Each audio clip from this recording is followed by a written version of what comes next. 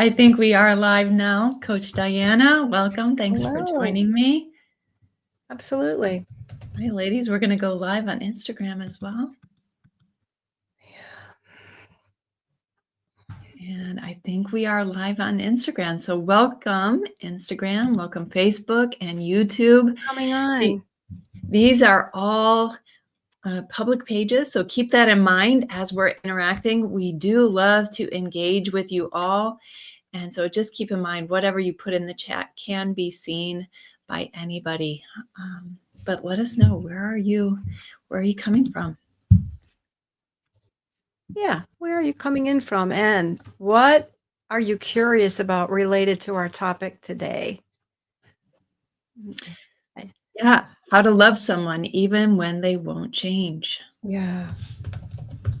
This is a tough one. And one we deal with quite often, don't we? Welcome, Absolutely. Betsy. Glad you could be joining. We've got several people on Instagram. Hello. All right, let's dive in to this very important topic. So many of you, as we're moving into the holidays, we're in December here, maybe feeling stuck and confused about how to navigate through difficult relationships. So no matter whatever kind of relationship that is, you are welcome here, and we would love to hear your feedback. I think many of us have someone in our lives who does something that challenges us on an ongoing basis, whether that's somebody who chronically violates your boundaries or is emotionally closed off or unavailable to you, somebody who's easily angered, perhaps, or somebody who has mental health challenges or is chronically self-destructive. So what is it that you're dealing with? Yeah, I know. And a lot of times we're going to be encountering this more because we're more social over the holidays, for sure, right? Mm-hmm. And Yes. so in so many places we've been in relationships, maybe for decades even, and we encounter difficult people. And there's the possibility that you've done everything you can do to accommodate, maybe to speak up, and yet this person is just who they are. And it might be a parent, it might be a spouse, it might be a child, right? Mm-hmm. A coworker. We don't have that issue here. We do not on our team. We've got great coworkers, and we've No. got some help here with our support team who is going to be collecting any questions you may have. If you want to submit those privately, you can go to leslievernick.com/question/. And I believe we've got Jessica here today that's going to be collecting those. Nice. And helping us answer those questions for you. And I'm going to Instagram just so I can see the comments. Can you see comments on Instagram? I can, yes. Oh, good. Okay. Yeah. So what has your experience been like when you're faced with someone who's not changing? Mm-hmm. And maybe, yeah, what's that experience like? And what is it that you wish they would change? That's a great question. Yeah. Yeah, you may be thinking, if only my siblings would care about our parents as much as I do and help care for them as they're aging or sick. Maybe you're thinking, if only he would stop drinking, or if only she would apologize for how much she hurt me. If only that person would respect my boundaries. What is it for you, that challenge that is really causing you difficulties? So what I'm noticing is a spouse who either can't or won't love you the way you've asked for, begged for, and told them you need to be loved. Another person is saying financial abuse.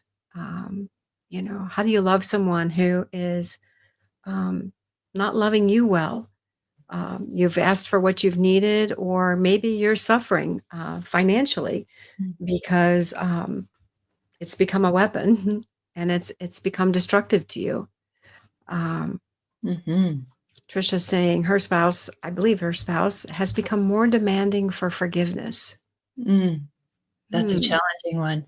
Well, that's interesting, right? What might that look like?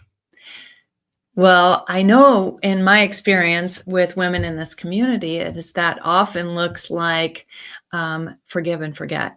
Let's move on, right? It doesn't mean actual forgiveness. It means um, treat me as if I didn't do anything wrong and trust me, even though I'm not trustworthy, is often what that means. And that's a challenging one, right? Because it can be used as a weapon. Spiritual abuse can get involved there too. Well, I mean, sometimes even if we're willing to move forward with forgiveness, um, sometimes other parts of us won't let us.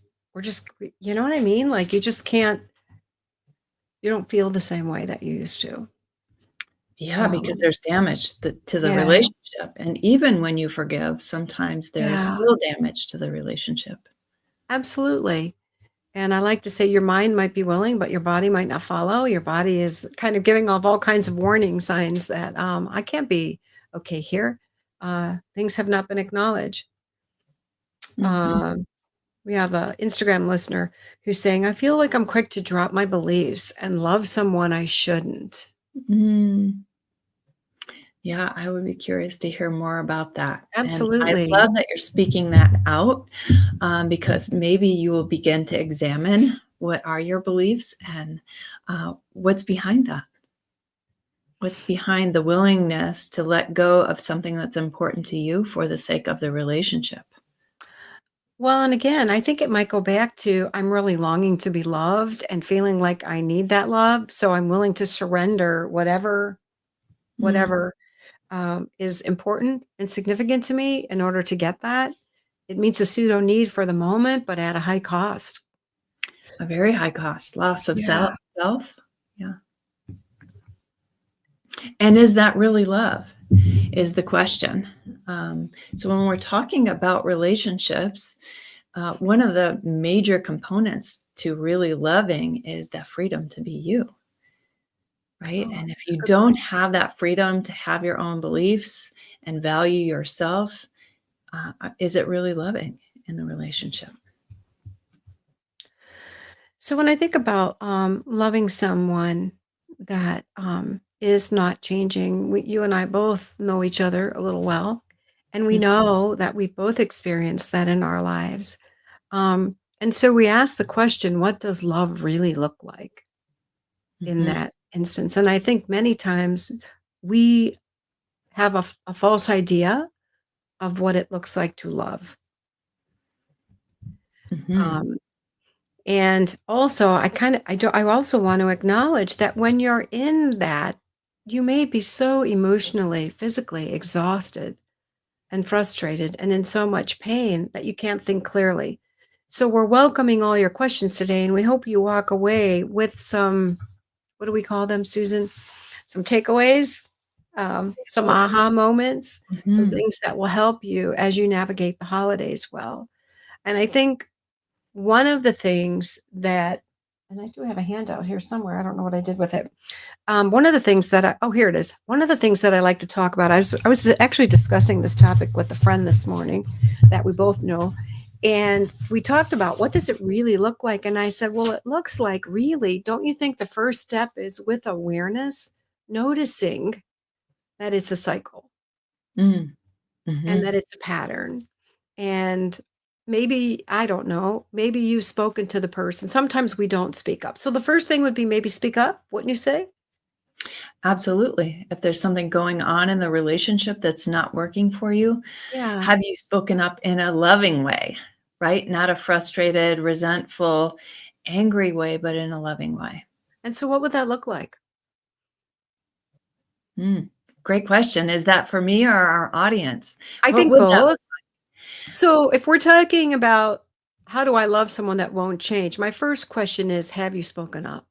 Have Mhm. you very clearly asked for what you needed? That's a great question because oftentimes we think that speaking up sounds like um, you're nothing but a backstabber. You better stop talking about me, right? But is that speaking up in a loving way?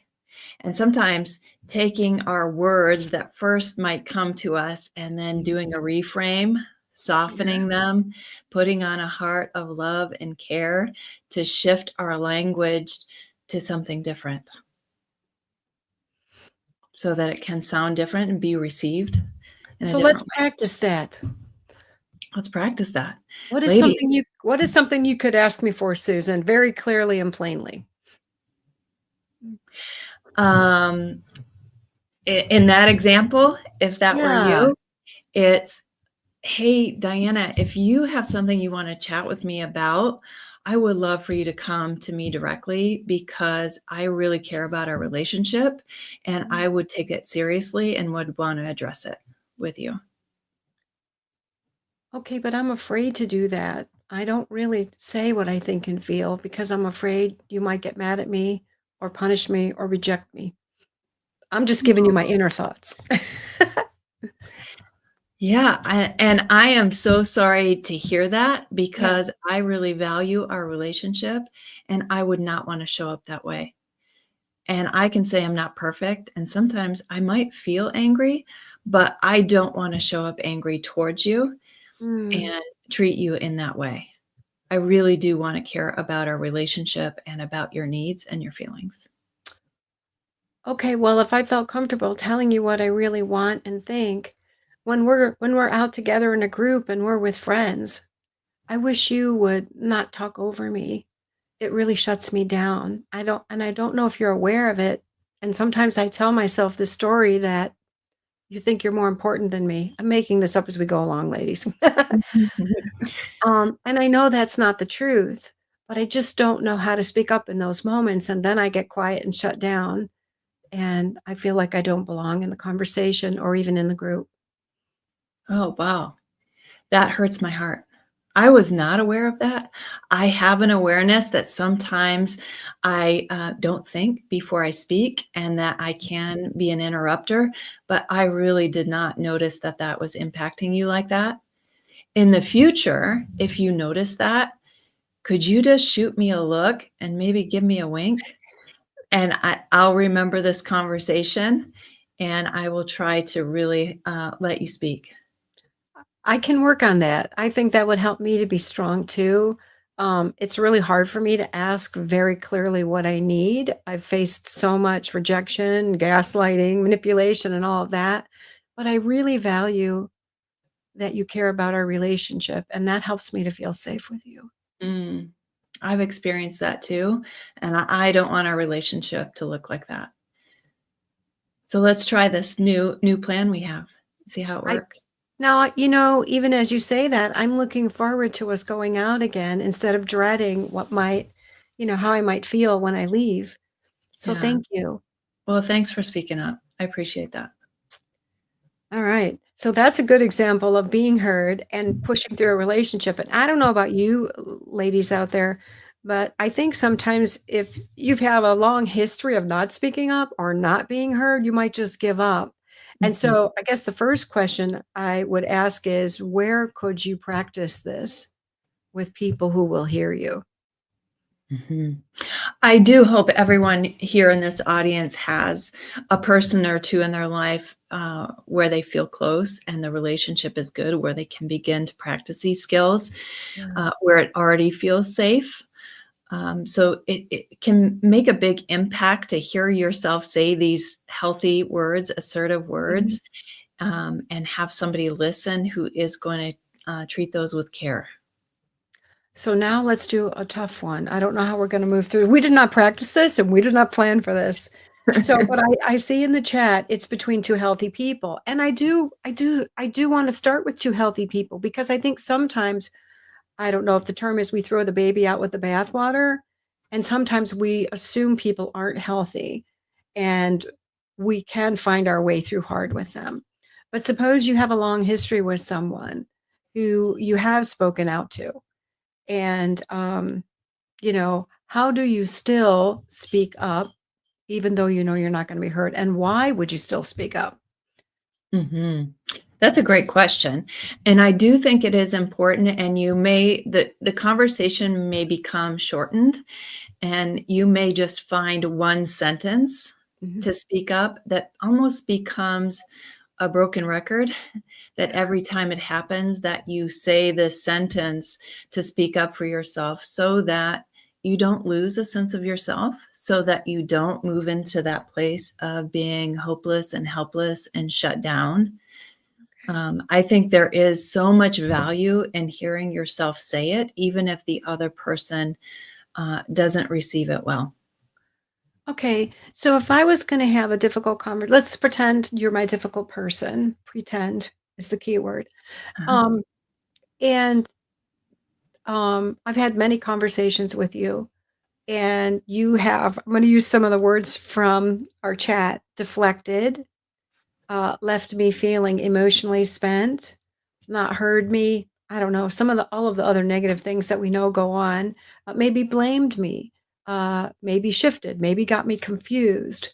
Am I going to stop talking, or am I still going to state my, like you said, I'm going to use the broken record kind of technique.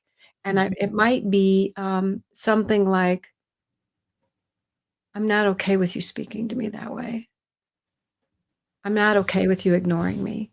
Mhm. Now you're blame shifting. Oh, I see that you want to be the victim. I would call that out. Would you, Susan?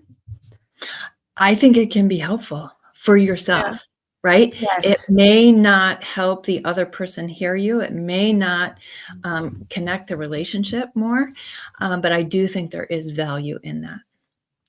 And that's kind of my second point. Like, I don't want to give up using your voice. I don't want to give up using my voice, right? Ever.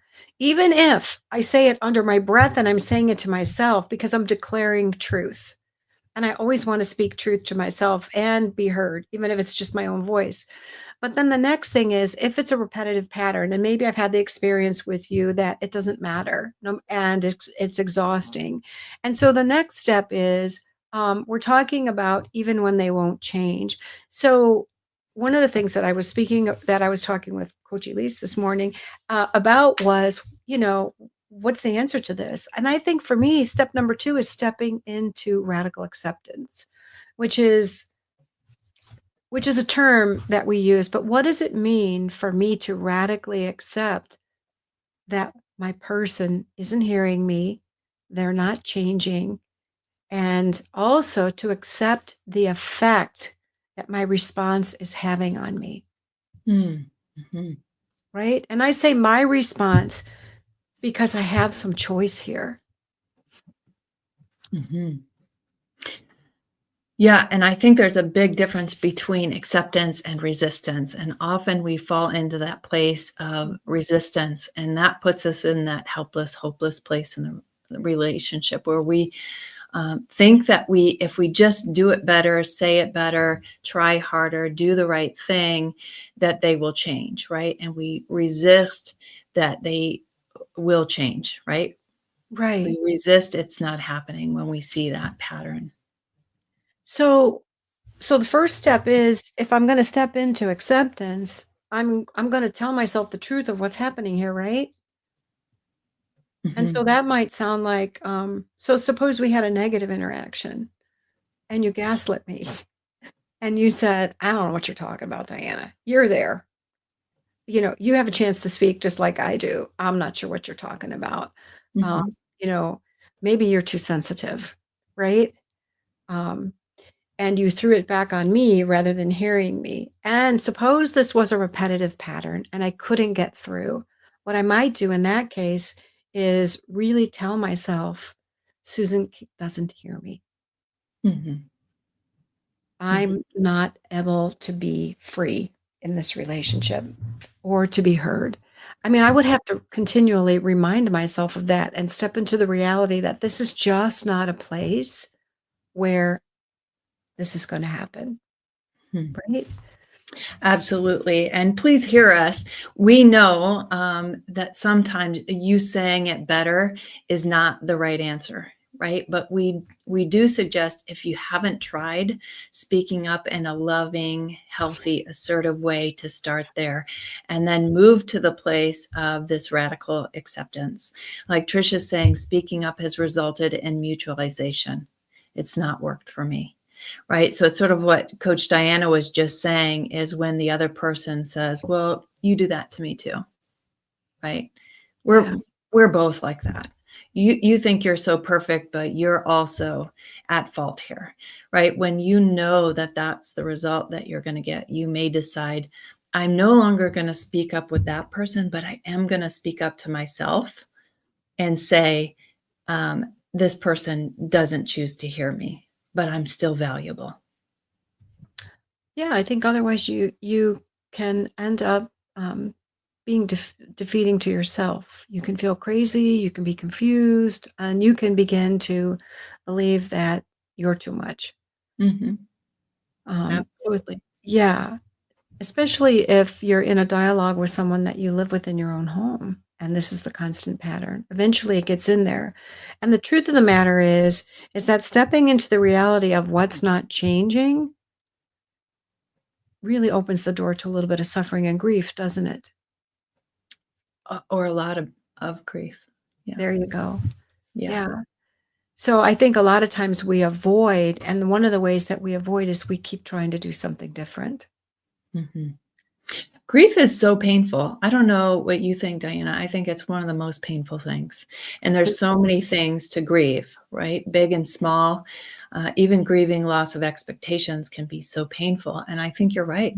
We want to avoid that with this thought that if I just work at it more, if I try harder, I can fix it, instead of moving to that place of actually going through the grieving process and reaching acceptance. And reaching acceptance is really important for then being able to think about, okay, what can I control? I can't control this other person and if they change or not, but there are things I can control. Yeah. So the first step is trying. Speaking of, the second step, I guess, is accepting reality and the Mhm. patterns that are not changing. The third thing is allowing yourself to experience the emotions that come along with that, which can be intense and painful. And I've experienced real physical grief. You know what I mean? It's not just emotional. Right. And then, what was the fourth step? Um, Control. Compassion with yourself Oh yeah, and making a plan. yeah. So having compassion for yourself, and then the reason that we talk about acceptance is because it puts you in the driver's seat. You know, you become the hero in your story. You step out of victim mode and you start looking at what can I control? What can I do differently? Right? Mhm. Yeah. Yeah, which then helps you decide, how do I want to love this difficult person?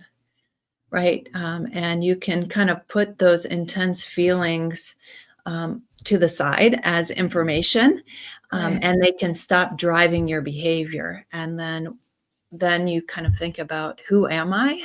How do I want to be in this relationship? And how will I continue to feel like I have integrity with God and stay in alignment with who I want to be, even through this challenge? And you know what? I love what you said about compassion and the information that you just spoke, because we're talking about how to love someone when even when they won't change. But but there's an aspect that's not in that title, and it's how do I love myself and be Mhm. compassionate with myself because I'm suffering because of this, right? And most of us, I think, if we read the chat, most of us really recognize that the change we long for is important. It's it's not insignificant, Mm. right? It's Mhm. not like I wish he'd clip his toenails somewhere else. Do you know what I mean? But but we're talking about the substance of the things that make us feel alive and flourish in our life.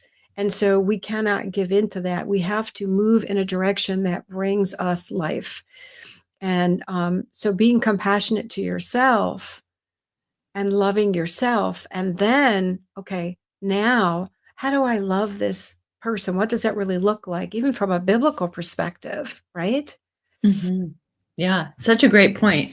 When we get in that mindset of trying to solve or fix, it puts the highlight on the other person, right? And Mm. we get overly focused on the them, whoever the them is, and that's how we begin to lose sight of ourselves. And so shifting that to keep ourselves as the highlight can be really helpful. Oh, I love that. So let's do some statements with that. Like, how do I? What can I? Where will I? Right? Who am I? What do I Oh, need? that's what it starts with, doesn't it? Because Hmm. if we don't know who we are apart from this person, sometimes we feel like we can't exist, right? Hmm. Yeah. And I think that is true for a lot of people in this community. They don't, they've lost that sense of self, and sometimes really early on. Family of origin issues have caused severe damage, and perhaps it's a relationship later on where you Mhm. had a sense of self, but you've sort of lost it because you're overly focused on fixing the relationship. Yeah. Absolutely. So Diana says, how do I dialogue with someone who refuses to speak up, but is angry that I can't read their mind?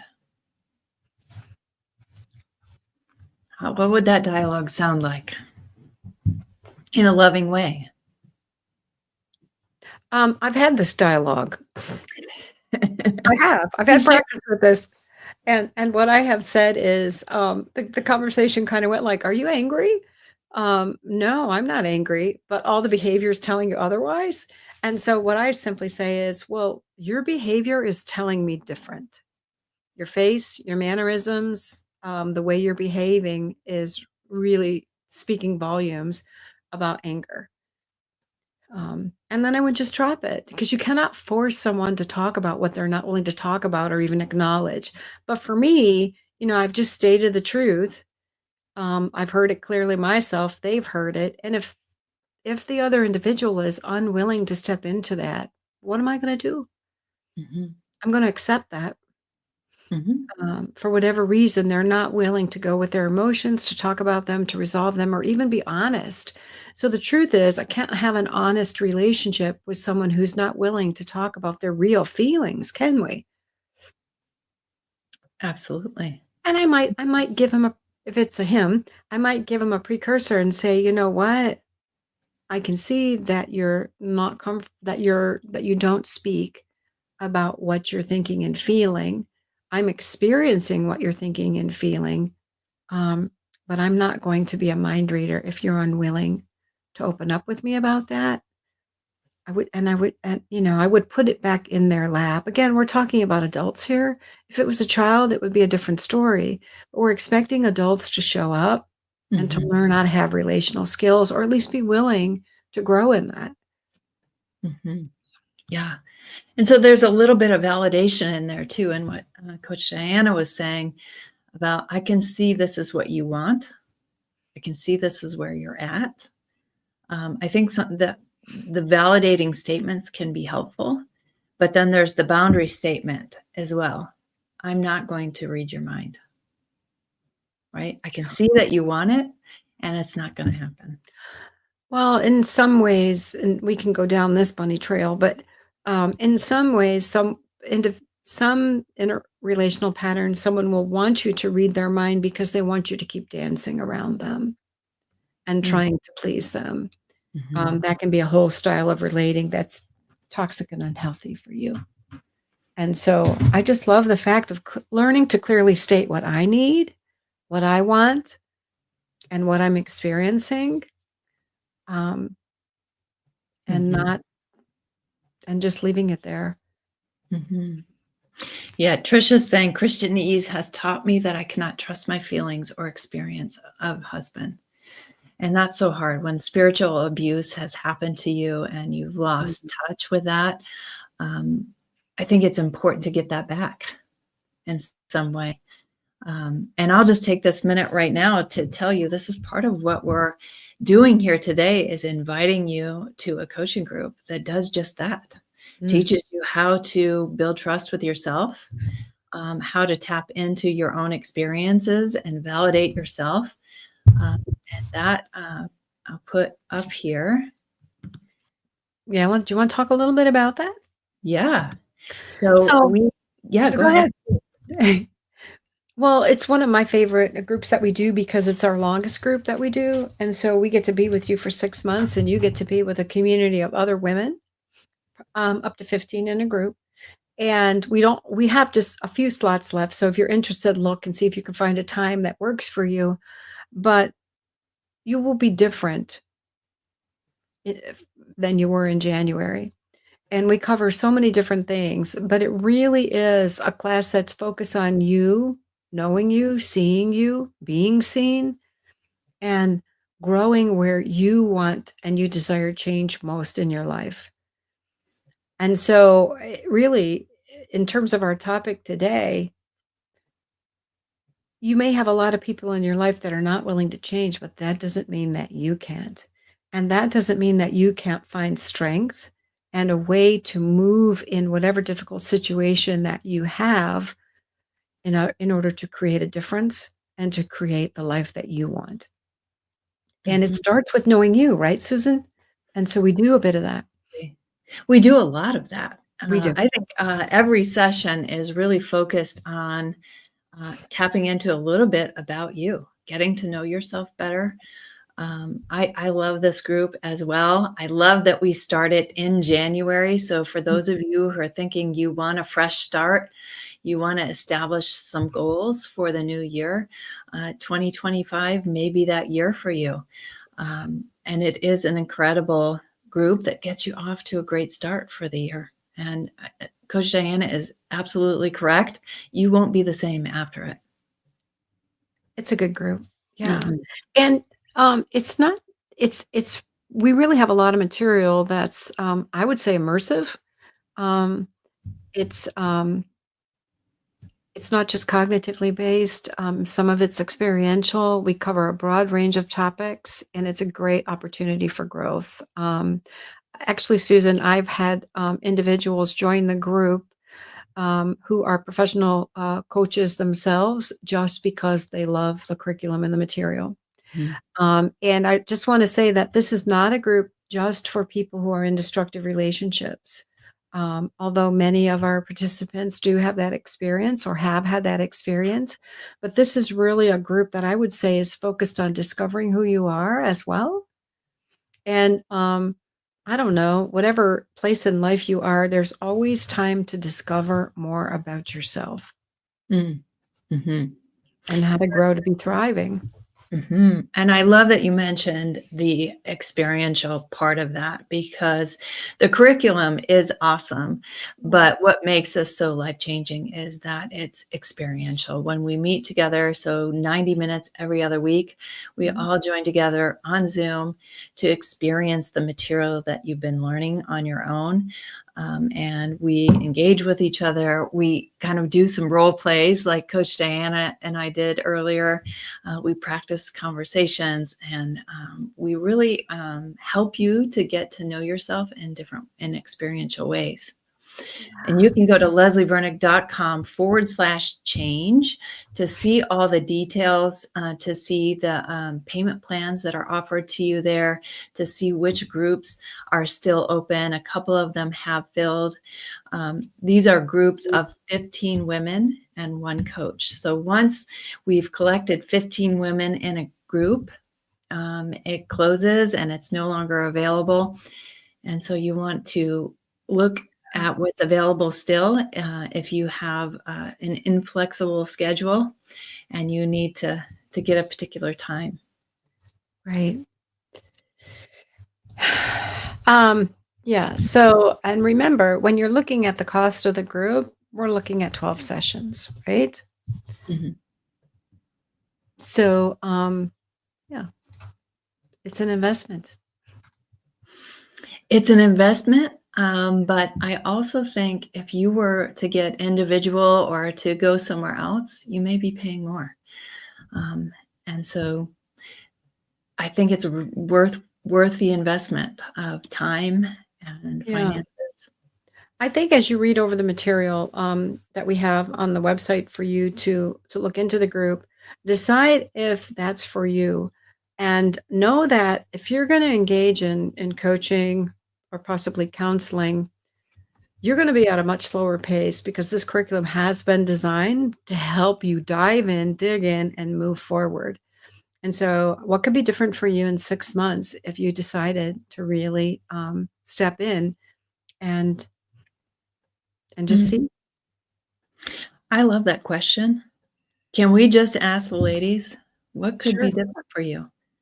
I'll I tell would you. love to see your, thoughts in the chat. What So, is it that you're wanting changes, and what could be different? Yeah, go ahead. um, well, I'm thinking about Black Friday. And, we do this for a living. We are passionate about the work that we do, very Mhm. passionate about our groups and the work that we do with you ladies as well. Um, but we're also doing our own work. And I was just, as we're talking about the cost here, I'm thinking about how much I spent on Black Friday because we had all kinds of options for trainings um, and I bought myself a bunch of Christmas gifts, but it was mostly in the area of growth, which is going to require time. It's going to require energy for me to process and learn. But gosh, it's just for me, it's life giving. Mhm.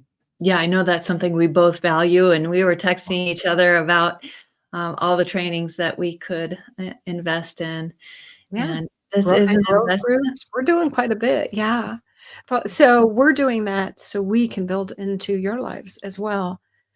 Mm, Um, yeah, I yeah, there's so much good work to do, isn't there, ladies, as we move forward? So we don't want you to lose heart and lose hope, even though we're struggling with human people out there who can be really difficult and hard to love. And when I mhm. think about, how do I love someone who's not willing to change? I was struggling with that question just the last week with someone that I was thinking of in my life. Like they were not kind to me. How how do I love them and yet still love myself well? What would that look like? Mhm. And it might be that conversation, or in your situation, it might not be wise to have that conversation. But what's next then?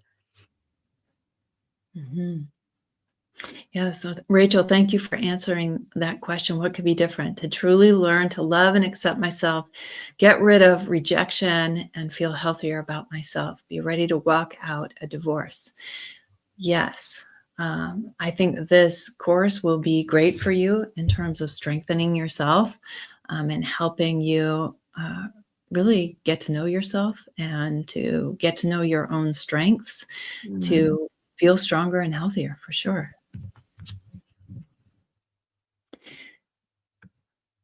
Yeah, and this group hasn't started yet, so I'm not sure, Sarah, what it is you tried to log into and nobody was there, but we don't start until January. We are just prepping right now to open these groups, and they are 2 times a month. We'll log into Zoom where you'll meet up with 1 coach and 15 ladies.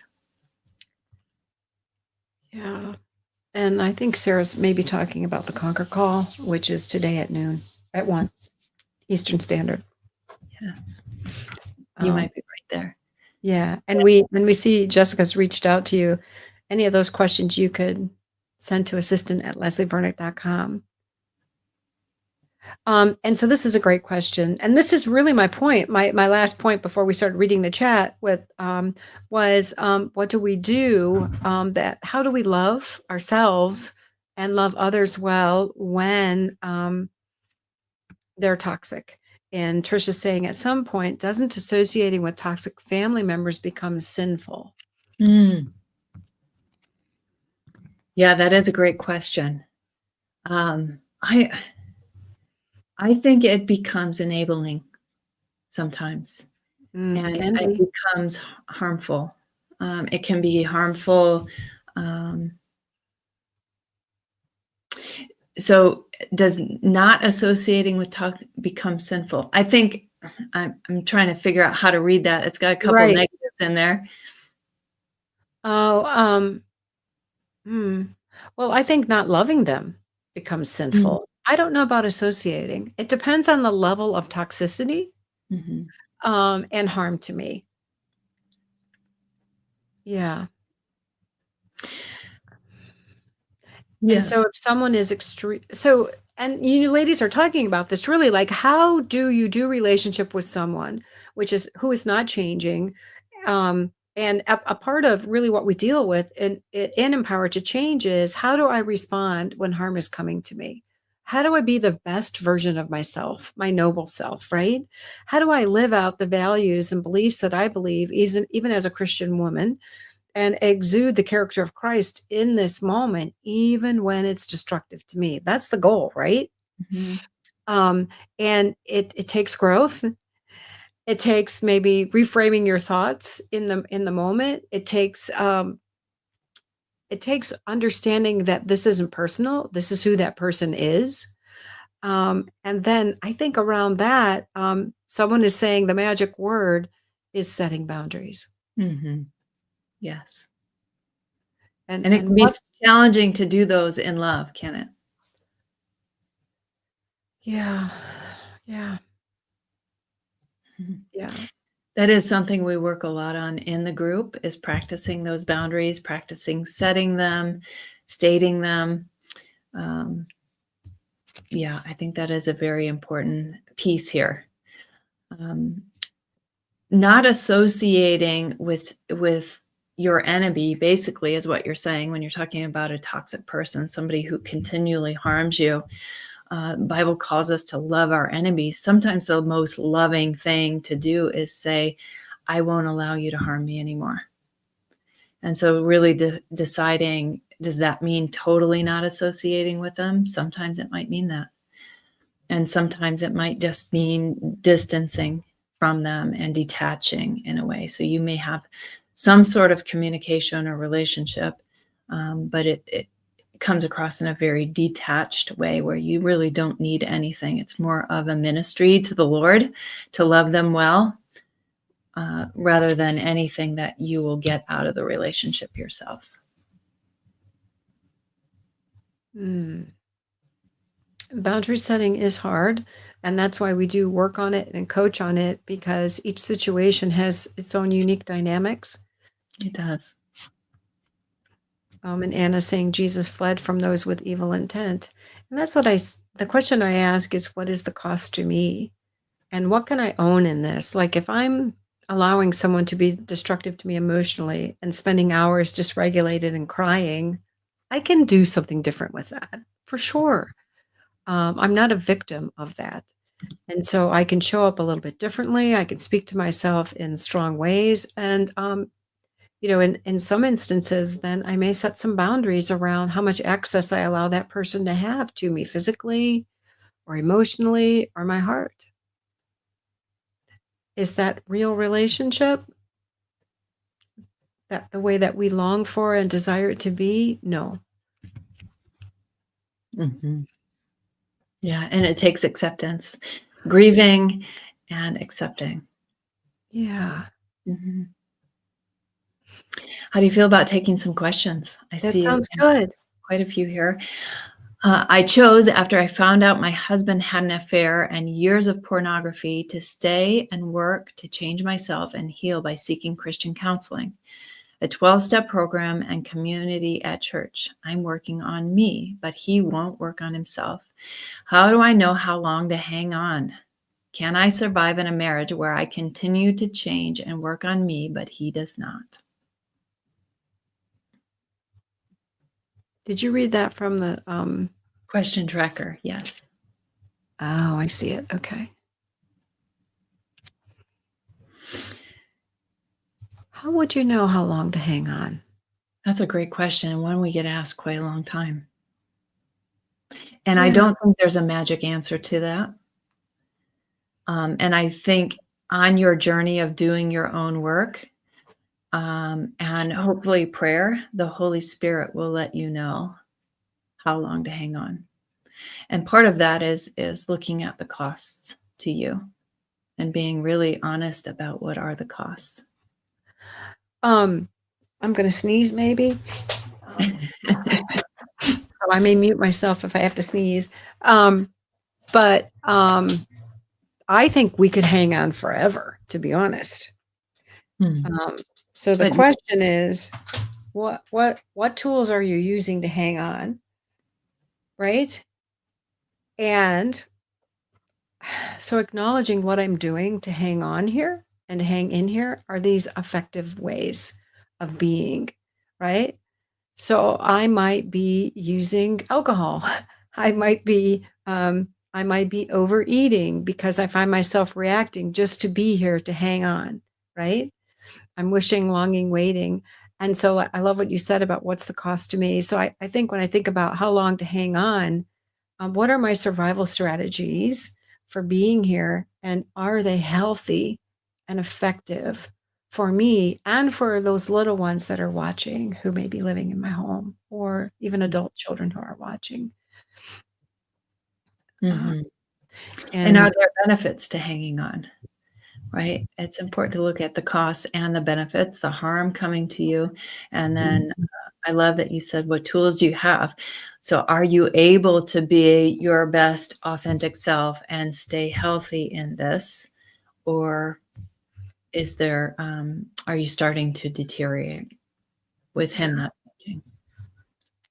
Yeah, and I would say that the second part of that was, can I survive in a marriage where I continue to change and work on me, but he does not? I'm sure you can survive. The question is, will you thrive? And the thing is, the more that you change and work on you, obviously, the greater the chasm is.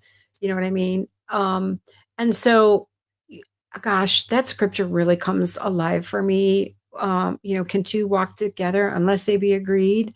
And how the Lord talks to us about not being unequally yoked, and he says with unbelievers, but I always like I ask the question, like, can we be unequally yoked? Like as I get older, I find myself wanting to walk with people who really want to, like, we're all human, right? So we're not perfect, but they value growing closer to the image of Christ.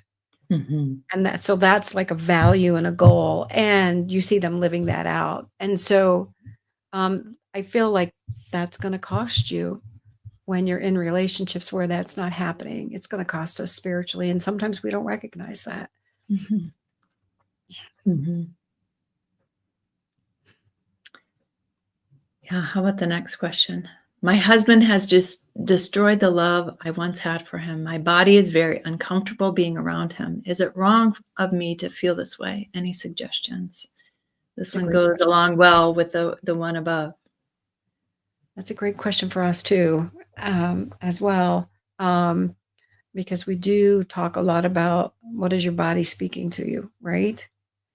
And so you have a brain and you have a body, and it's so interesting because I feel like y'all are so intelligent, right?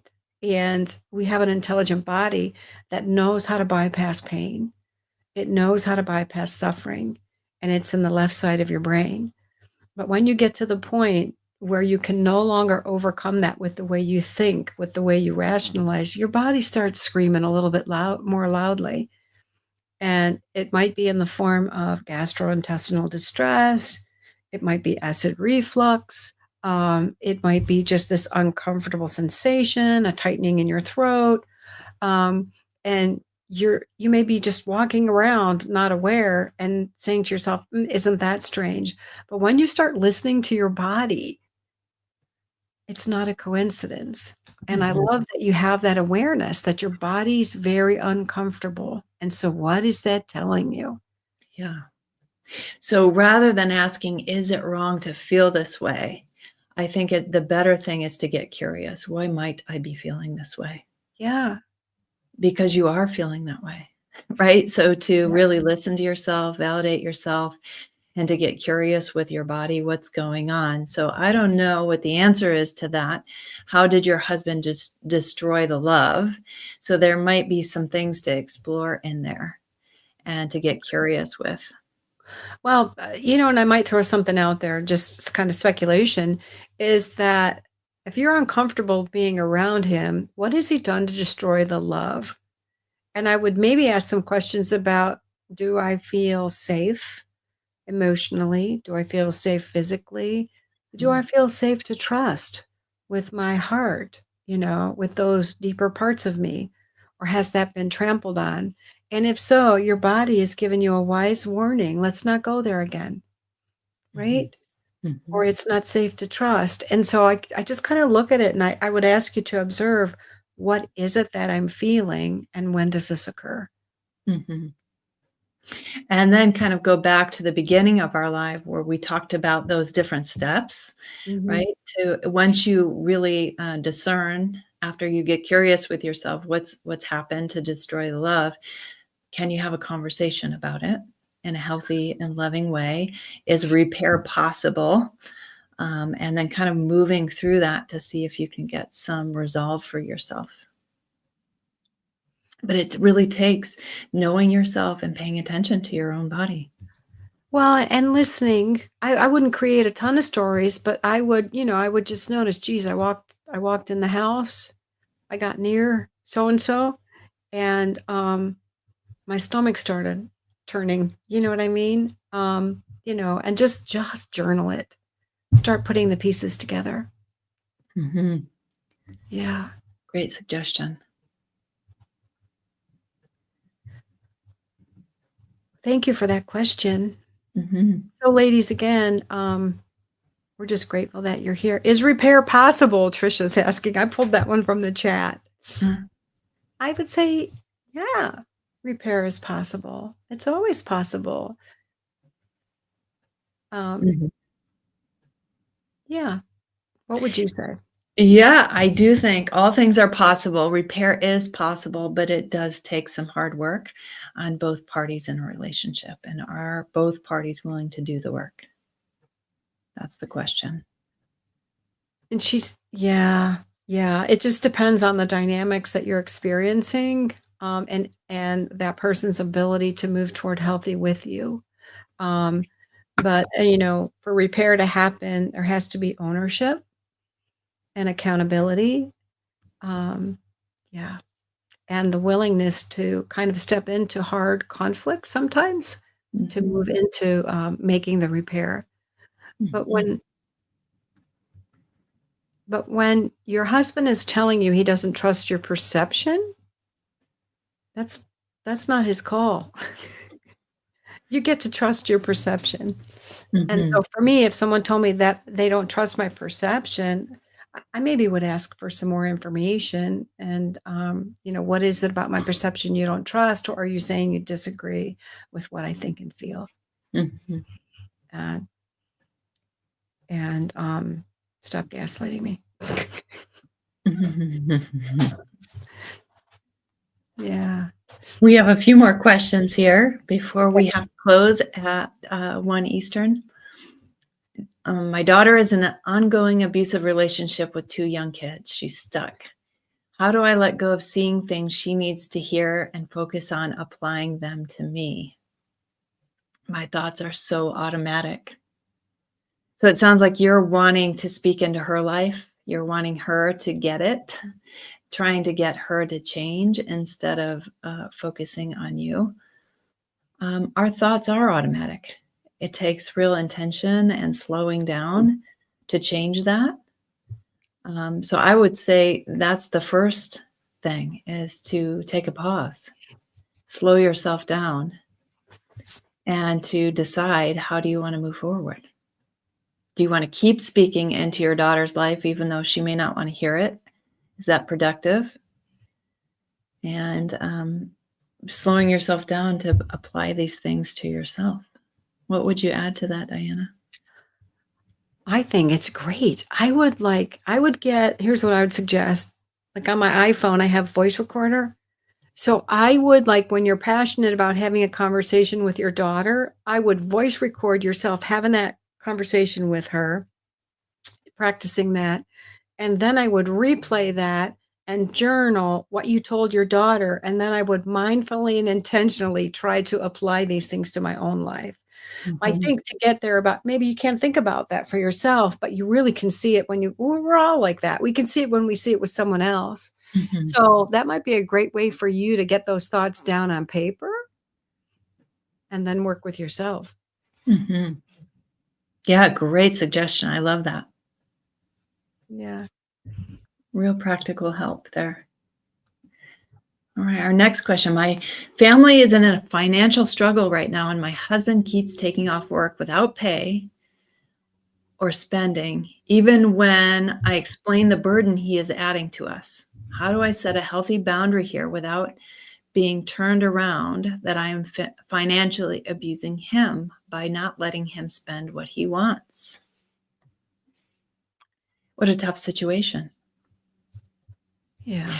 So someone else in your life is being reckless with money you share together, is what it sounds like. How do you hold a boundary around that? What are your thoughts, Diana? Well, I think that's a hard one. Um,